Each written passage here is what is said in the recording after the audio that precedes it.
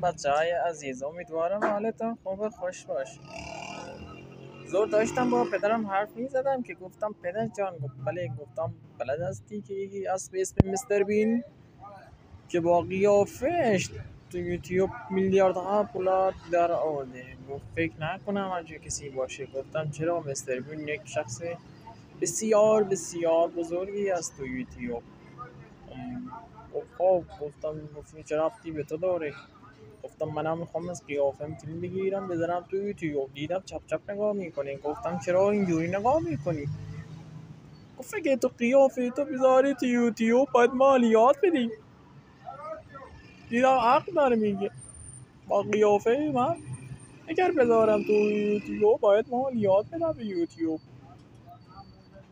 خب بیا برو بشین سر جات گوجه و سیب زمینیات بفروش. قیافت به این کارا نیم خوره.